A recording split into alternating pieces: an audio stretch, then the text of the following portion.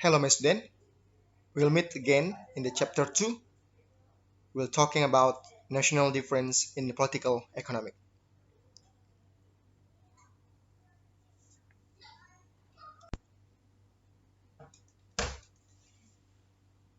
In the chapter 2, while you probably already know that the political, economics, and legal system of countries differ, you may not know why these differences are important to companies that do business in foreign market.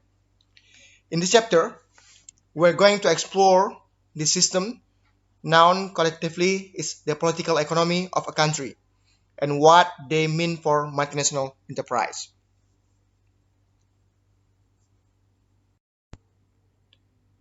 What is a political system?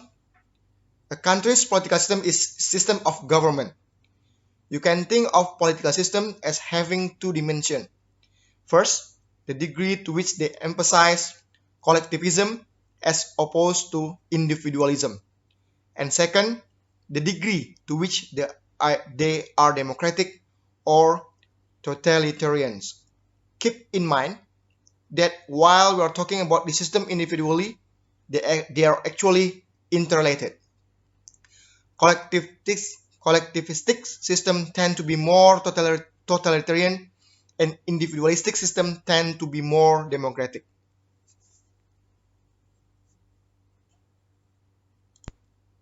Now we move on to slide 4. Collectivism refers to the system that stresses the primacy of collective goals over individual goals. In other words, in a collectivistic society, the needs of a society as a whole are generally viewed as being more important than individual freedoms. Collectivism is not new. In fact, we can trace it back to the ancient Greek philosopher Plato. In modern times, true collectivism is equated with socialism. Modern-day socialists who trace their roots to Karl Marx advocate state ownership of the basic means of production, distribution, and exchange.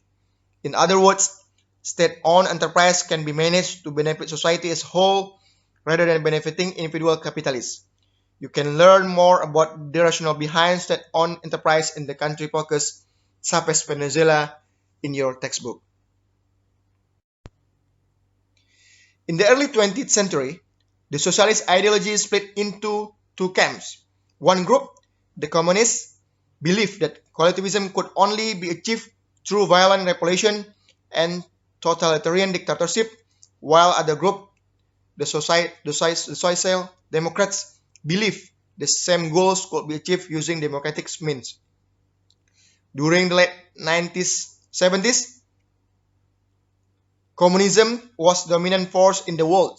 You might think of the former Soviet Union, for example, in Eastern European neighbors like Poland, Czechoslovakia, and Hungary. Think also like China, Cambodia, Vietnam, and Mozambique, Cuba, and Nicaragua. But the mid-90s, the world was a very different place. Communism was retreat.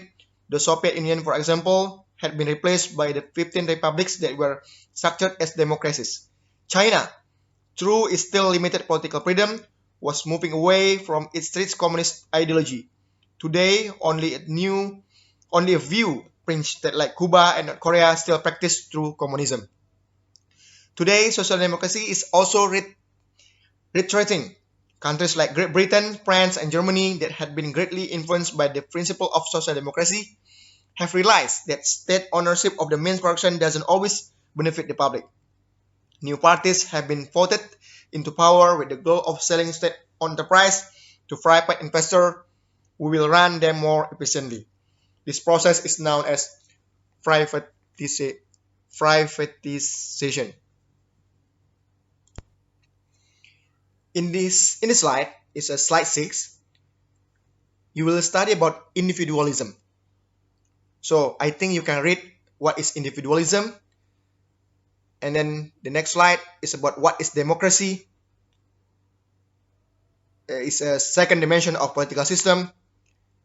And the next one is what is totalitarianism.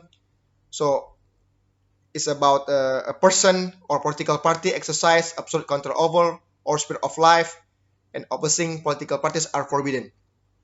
So the next slide and the next slide is about what is economic system. You can read by yourself because I have wrote in the notes every slide, so you can study by yourself.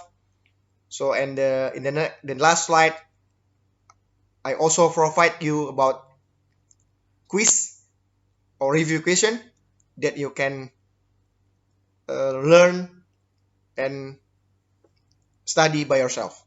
Thank you very much.